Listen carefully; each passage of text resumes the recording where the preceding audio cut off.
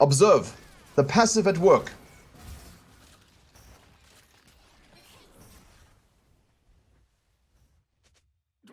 It's so slow. That's right. That's Brian Jungle, right? Just buffed it and said, hey, why didn't you guys take him into the jungle?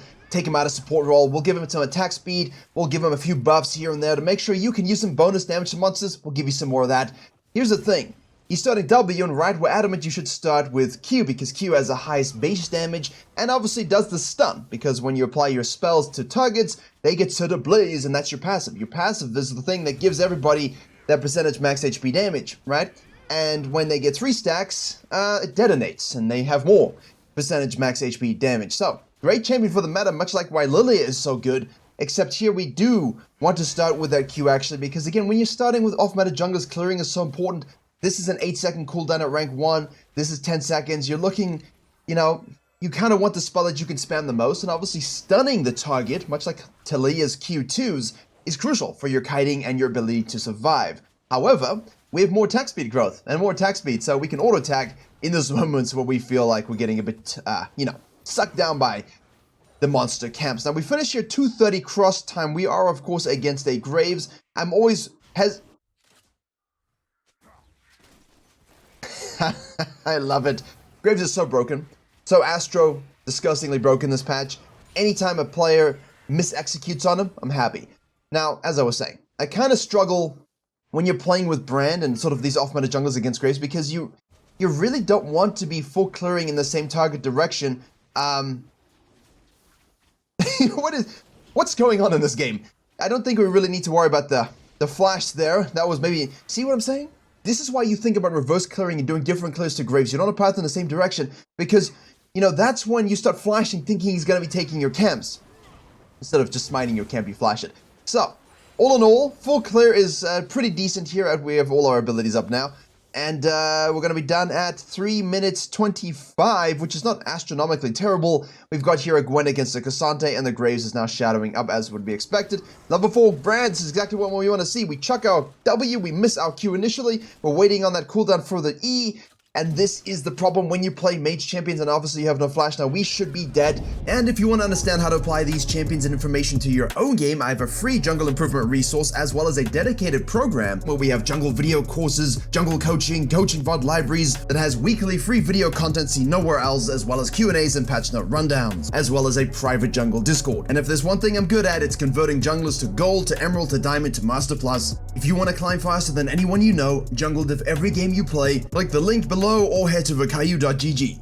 And that's why I wanted to show you this game, because this guy is going to carry this game, but I want to show you right here on his Thanos dusted corpse why these champions are difficult to play in the jungle. Not because the kits are necessarily always difficult, but because when you path the same direction, and when you path with the same direction as an enemy jungler, you end up meeting them. And when you meet them, they just kill you, and you can't really do much against them. Brand is one of these interesting ones, though, because with his Q obviously getting that when they're ablaze, they get stunned, you want to make sure that that Q is, in fact, hitting. You want to make sure that you are stunning people for 1.5 seconds. And if you can do that, you're going to have a good time. See, we W, and then we Q, we get the stun, then we can E, and then we just auto-attack. And with the attack speed growth that we just got the buff, that's what allows us to keep adding DPS when we have our cooldowns. Cooldown. Now, there's a LeBlanc in the mid lane. We're going to show up here. We do have everything. We're going to make sure we hit our E to get the surrounding target hit. Then we'll hit our W. We're going to chuck our Q. We're going to miss that, unfortunately. Obviously, the Graves shows up here, mistracking. The Sejuani support is roaming for some particular reason. The Blanc's trying to go in. We're chunked a little bit. All of these things are showing the pain points of this champion, except I'm going to show you how he can become literally on fire from the jungle position. Now, here's the thing, right? We know the Graves is going down. We know the Sejuani's going down. A good Graves would say, hey, Sejuani, can we kill the Brand on his wolves? Because if the Brand sequence from bottom to top side, right, that means that this spawns at your 420, this spawns at your 435 to 440, and this will be up in 5 minutes. So the Brand most likely is going to go do his bottom side camps, except the Brand says, you know what, actually, I'll just go to the top side, just in case the Brand shows up. Of course, he doesn't. We don't know this, but by now we figured if he did come, the camps would be gone, so we can go back into it. I like this pathing play. When you're playing Brand, Morgana, Zyra, you treat it like a Karthus without the ability to 1v1 in the same way. You understand? And these buffs, these damage to monster buffs, the attack speed growth buffs, these are huge for these champions because once you blow your load, your cooldowns, you're kind of stuck standing still. So you want to make sure you've got Transcendence, as you saw in the rune set there, Dark Harvest, obviously. Cooldowns like this all the time. And you want to make sure that you're hitting them as much as you can. So, we go to the Raptors, we kite down to the Wolves, into the Gromp, we'll smite that, we'll chuck out another spell, and we'll snack ourselves level 5, 3 points in W at this particular stage. Graves decides to go down before resetting and coming out of base. Brand now, by doing this is important, right? If we go here, and there's a potential invade, we're screwed. So we go to this, then we do these, and now we're sequencing down, right? We're not sequencing up like we originally started, we're going down. Which means that we can now look to gain top lane, should it be possible. We can take our Krugs, we can invest a little bit of time looking for some sort of action, and then when the Raptors are up, we can go do those. Yay, how great is that? Fantastic. So these are the things you're thinking about as we watch Syndra get super duper low, and LeBlanc as well. But you will be, my friends, a farming jungler, but this is where you get super strong. An early Sulk Boot buy on things like Brand and Zyra are huge. It helps you clear faster, PvP faster. That was really close. But we also know that the Graves is sequencing to this direction, but we've gotten here ahead of him because of what we did. And now, maybe we can do a 2v2. So, Gwen checks here. We're going to go for that stun, which of course we hit. Cassandra goes in here. He is unstoppable. We'll chuck out a W there. Keep us space. Avoid her R1, R2, R3. Cassandra goes all out on the Graves. LeBlanc is prior, but she's super low. Brand now doesn't have flash, but he does have all spells available. Chucks out that W. We have E here as well that we can hit. And then we'll hit the next one onto the... And this is just showcasing the quick ability usage that we need, although I don't agree with what he did at the end, which is why we're cutting back here. So, we have all spells up, right? We chuck our W. Now, he's a Blaze if it hits, which means we can then Q to get the stun. We can also hit our E, which of course hits surrounding targets, but extends that range. So if you hit a spell on someone, then the next spell you hit has amplified effects, okay? Because they're set ablaze. In this particular case here, the guy, as we can see there, ablaze. He is marked, which means if we hit spells, it will do extra stuff. But the problem is, we need to focus on not wasting kit as we see the LeBlanc move on over as well. So, we're really close to level 6. If we can kill the Gwen here, which we'll just do with some auto attacks, obviously with the Cassante, he gets a kill. Now we can auto attack, right? We have chucked our Q here, we have the E, and he just goes ahead and levels up his 6 and just presses R, right? He goes for all spell spam. If you're worried about death as a mage, it's best just to level up your spells and go for spell spam in the AoE, the area of effect. If you do that, typically, you can turn a fight really quickly, which is why I think people struggle with mages, because it's not only about the positioning, but it's also about cooldowns and quick usages and level up in fights and making sure we're hitting our passives correctly. Here you see, look at the damage already, the bonus damage to monsters coming through just with the Sulk Boots. Now, not a good first clear. Always try and path opposite to a Graves as much as I can recommend it. Reverse clear if you need to, just don't interact with the guy whatsoever first rotation. But the second rotation, if you set it up properly as you saw, you can really gain an advantage. And here's where things get spicy. Can I follow the brand, please? Thank you so much.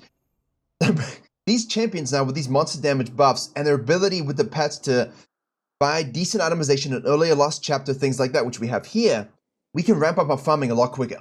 But you're still not going to be the master savant of PvP. And you're a little bit like ADCs of old, where you need someone to kind of play around you a little bit, peel or help.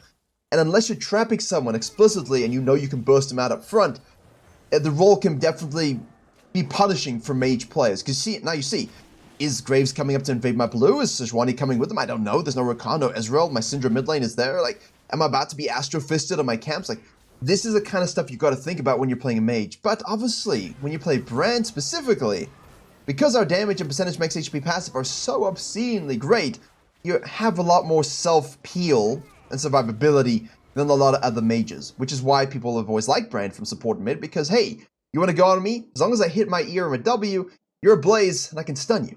As long as I hit that Q, I can stun you. And I think those are the kind of things you always want to think about in terms of your positioning. So the Dragon's gone. The mid wave's going to be pushed up. The Graves is moving to the top side here. There's nothing we can do about this, and that's fine.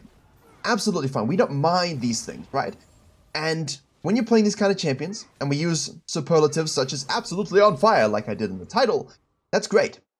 But you've got to know exactly when to give things up and not over-exert yourself.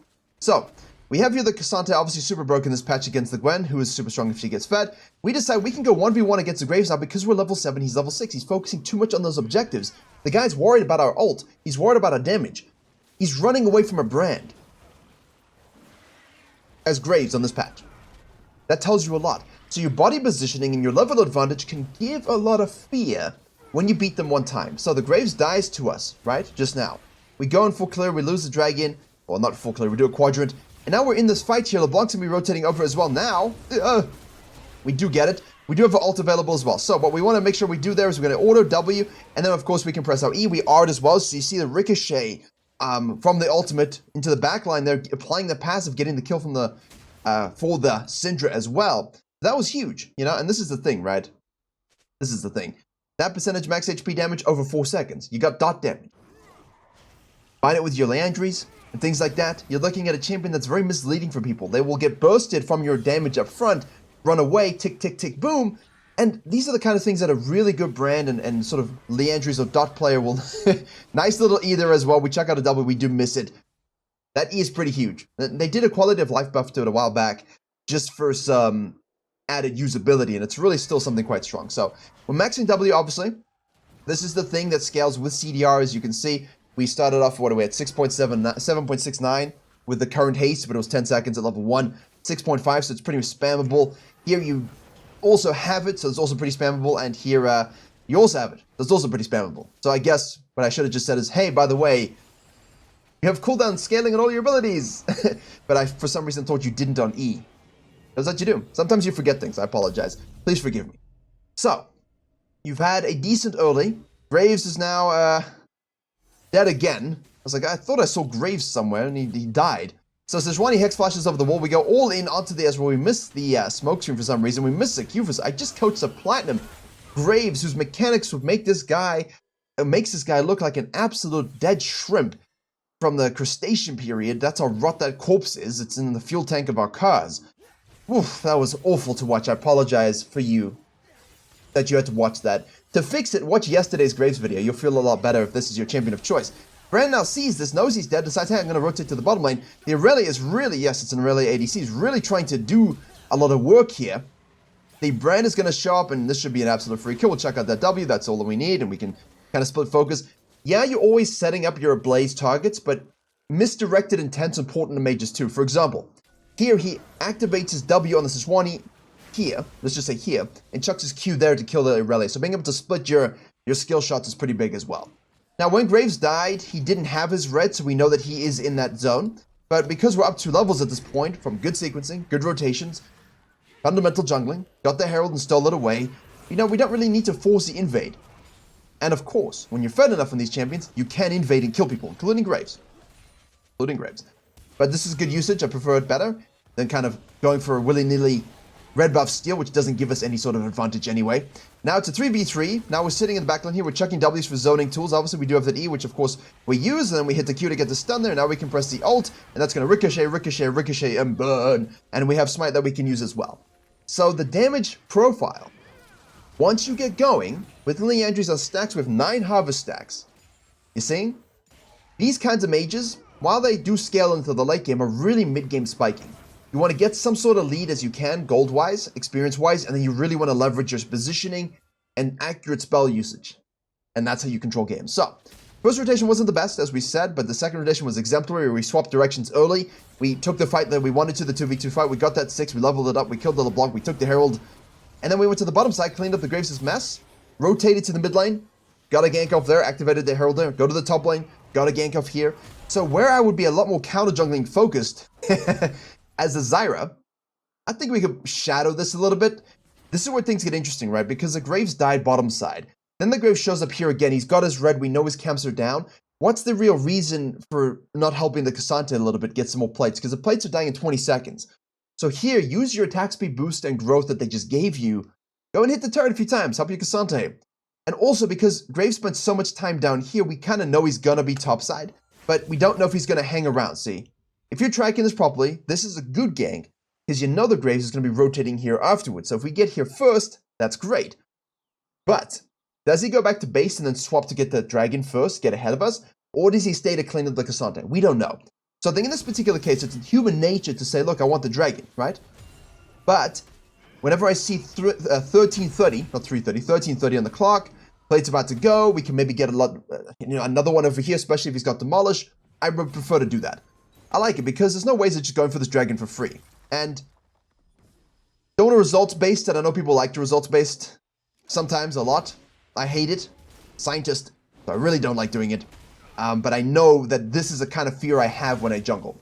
Especially against Graves. I'm like, okay, he was bottom side, he's probably top side now. Is he going to kill Cassante? Cassante, leave, please. But you look at the clock, you see it's going to hit 14 minutes, you know you got to activate those plates. Just do it. Do it for Narnia. Go back to base thereafter.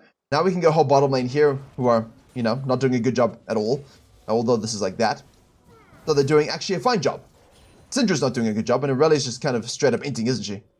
Yeah, interesting games this patch with roles, but check out a W. Seshwani goes in here. We do have our E and everything there.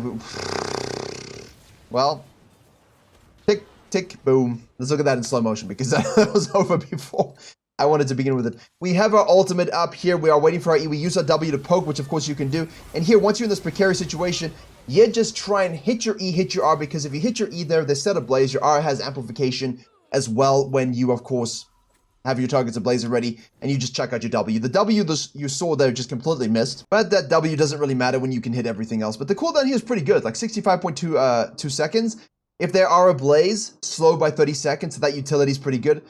Things like this are important, because if you understand where your stun comes from, and your slows come from, and your range comes from, and your bonus damage on the W, the interesting thing is you don't need to rush Rylai's and things like that to help, right? You've got these slows activated anyway in a good team fight. And I love the Shadow Flame. I love just building raw AP. I do it on Zyra as well at the moment. I'm Leandries into Shadow Flame permanently. I can go with my defensive itemization, but you know why? If I can just leverage the damage, which is so obscene when you have a good lead. Look at this. We're 9-2-3. Absolutely disgusting control of this game. Graves is throwing it away, but you can't control him. You can't stop him from doing what Graves does. Whether that's good or bad is irrelevant. Now, he has caught up in CS, and that's a problem with Graves. You will go into your jungle most likely and take your shit now, which you know. You're going to be falling back into this, which he knows, of course. He knows your red's coming up, and this is coming up as well. So you're most likely going to have to try and give that up unless you want to get 11, which we will here after the Gromp, and try and go ahead and fight that Herald. So let's see what he chooses to do. We do have Shadow Flame now, 700 gold. But if we're just going to give it up, and we don't want to give the Irelia anything, we can just wave clear. I think that's fine too. We should presuppose that the Graves is going to be in this area. Oh, look, the smoke screen. He stole my red. Oh, no. Who could have foreseen this? Cassante kills the Gwen anyway. You know, as disgusting as Graves is on this patch, we all know Cassante is, yeah. Pretty strong. So, because the Brand's coming out of base here, Shadow Flame completed. One more tick on the pet. Unlucky. The Graves has 2, which I think if he's got 2 stacked here, he'll get. So, you know, the Graves can have a look. Well, the Brand can have a look to see if we can come out of base and collapse on this directly. It's insane if he gets this as well. Let's see. Just need a little bit more damage. Syndra shows up here. Oh, we do get it. Beautifully done. Nice combo, better combo. Nice scat of the week from the Syndra. We activate that, unfortunately, pressing buttons, I think. Chucking out W's to zone the Graves as well. 2 in the bottom lane here. That's not a good herald. That's not a good herald. So we do lose it, but he doesn't get it, which is great for us. You can trap too. I like this. I do this all the time. I love trapping. I'm a mage tank player, guys. Oh, woo! He's forced to flash the Q because he knows he was gonna die. We pull that out and we smite up that Grump. We join Syndra in the mid lane. Observe the passive at work.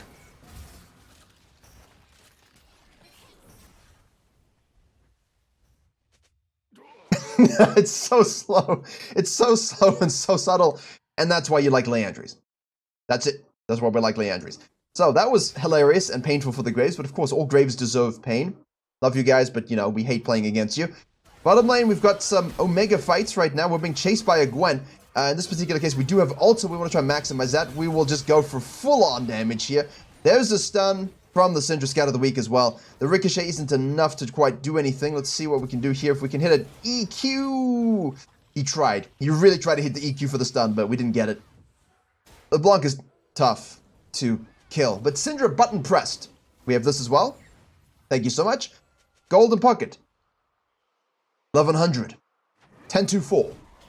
When I say to you that these champions are usable in the jungle, I'm not clickbaiting you. They are. I'm literally doing it myself. This is what I love to play. The issue is your pathing has to be good, and you have to position like this and know your damage and know your limits. As soon as you step out, you're screwed. Whenever you have a chance to hit a turret like with Cassandra and the top side and get plates, do it.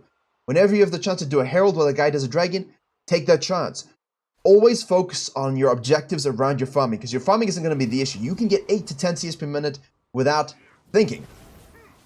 Difficulty is you don't have the same utility for auto-attacking, for taking objectives as quickly as a Graves and a Kha'Zix and all those champions can do. So, think about that. Focus on those damage to turrets. Now, we have Gwen on the bottom side. This plant gets hit, so it most likely means it is, of course, the Graves, because we see the Sejuani over here on this vision. That was there once. So we know that this is happening. The pings are coming through. Brand now is level 13. Graves is level 11. We have that nice lead. Checking the brushes with this W, which I should probably learn the name of. Pillar of Flame. I knew it. Like a disturb. All the spells are just disturb song. Seer, Pillar of Flame, Conflagration, and Pyroclasm. Well, this is less. That's more the band name, I think, than the song name, but that's definitely Disturbed. So, put on some Disturbed. Live album at Red Rocks, pretty good. And play some Brand Jungle, you can see it is. But how do we close? How do we close indeed? Gold lead isn't that big. Rakan misses. We get smacked with the Sejuani ult. It really goes all the way in here. But do you want to go for Brand, who bought a stopwatch and is going Zhonya's next? That's juice, my friends. That is the juice. When you get engaged on here as a mage, you are absolutely screwed. But if you can go Leandri, Shadow Flame into Zhonya's, yeah, very nice. After that, adapt your items accordingly. Death Caps, Voids, Banshees if you need. Rylai's if you want. Demonics if your champ allows it.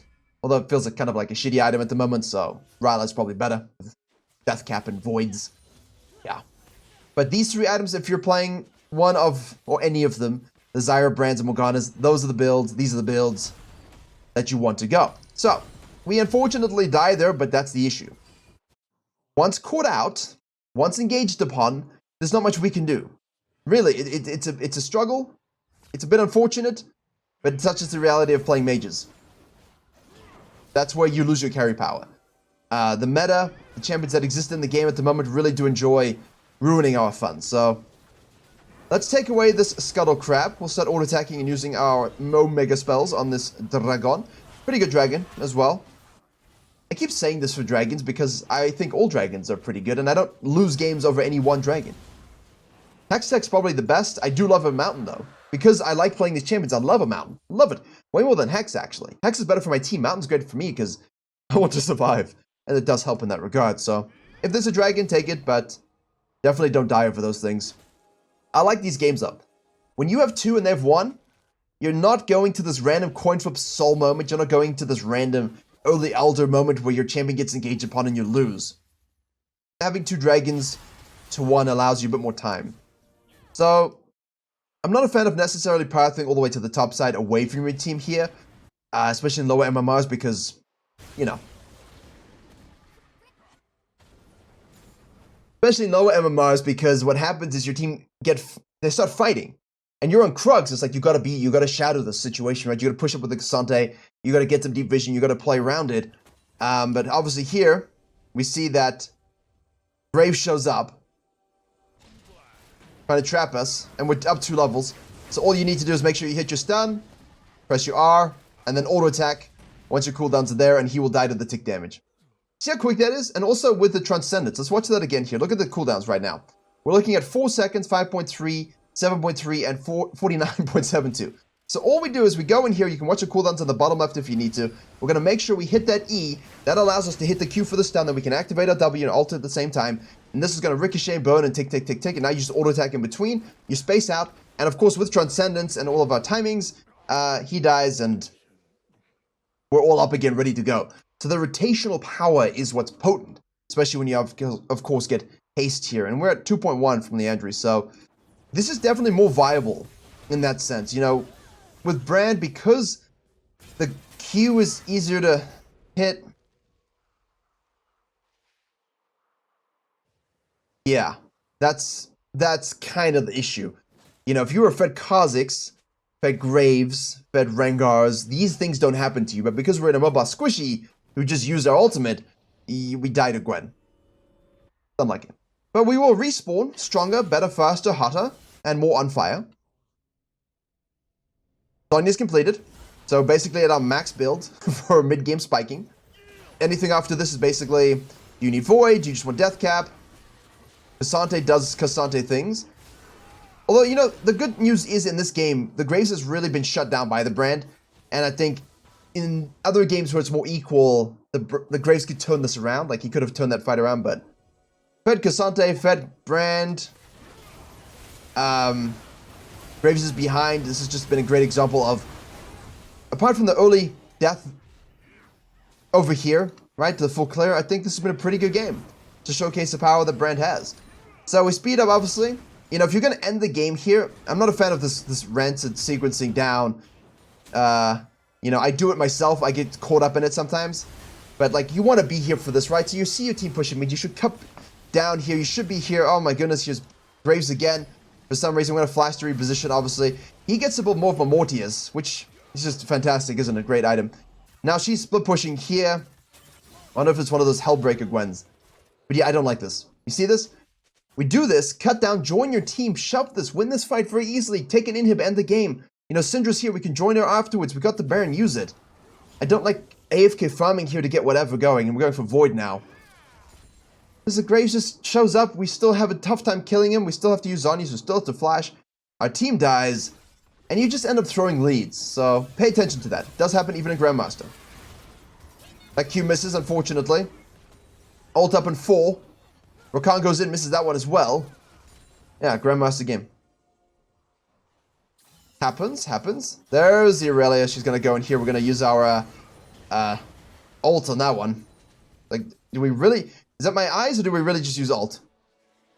You know, I'm memeing it, but one of the best lessons I had 10 years ago when I started playing the game, and I've been playing Zyra since the whole time, I was always trying to wait for this perfect ult. And the coach said, you trap someone completely out of position, use your ult, kill them, guarantee it, and then use that numbers advantage for other things. And, well, he didn't say it in so many words. He just said, use your ult to kill the single target. That's great. It's later on that you kind of connect the dots, right? And I tell you guys this all the time. If you can have numbers advantage, you can win any game. Even if it's one person, use your ult, get the kill. Now you get 5v4. You win that fight as well. Especially if you're ult on a low cooldown. Okay, we're going for the next dragon here as well. Now we can move a bit faster. Always good. Although I am a fan of the ultimate hunt attack overall, which we have here. But I was always running Relentless, just for movement speed. But this is actually very close to my Zyra rune set, and I love Gathering the Storm as well. People are like, but does the game go on long enough? I don't care if the game goes on long enough, because at 20 minutes, you already get that plus 20 AP, so why are you even worried about those things, right, you know? 24 AP, guaranteed here is huge. But we're farming too much, we're slow to end. We're slow to end, we're like just playing the game now to see where we can get to, and I don't like playing with fire. That was completely by accident. I don't like playing with fire in these kinds of games, because again, you're still someone that can be eviscerated by a Gwen if she chooses to, but we are level 17, so it's a little closer now. A little less close now, excuse me. But yeah. So we'll go back to base. Obviously, we've got our Void stuff completed, and hopefully now we can do one nice, cheeky push. We look at the enemy team to see if there's Hellbreaker tech. There isn't, so we should be okay, but this guy's tilted from being out-jungled by a Brand. LeBlanc. We get engaged upon by Sejuani, we get ulted by the Aurelia. Obviously, at this point, you just want to be spamming all your buttons, specifically your ultimate, obviously. Getting the stun there on the Sejuani, the percentage HP damage will do a lot. We'll just turn around and kill the Aurelia first. But you see that stun is huge, and again, 1.5 seconds. Meaningful, easy to hit. Graves is going to go ahead and try and end. They're going to try 1-3-1. So what we want to do here is just actually base race them, because we have 4 people, and they have no Hellbreaker, and that's the big thing. If they had Hellbreaker, that's why I said, do we look out for that first? No, you can end. You can end. We don't have a... well, we have an ADC. They don't have an ADC, so that's a big thing. As long as we just kill the target in front of us and hit this, Syndra goes ahead and does good work, fortunately for us, and we can just end the game. Still close, though. Still close, though. You have to watch this. If they're really sagging in and the person holding can't hold, I base. Especially if the 2 people defending have a lot of wave clear. Here, they didn't. But if they had a huge wave clear comp and then 2 people split pushing, you take the inhib, you go back to base, you try and kill them, and then you swap that into a Baron, and then you just run it down, hopefully. But Grand Jungle, they're good.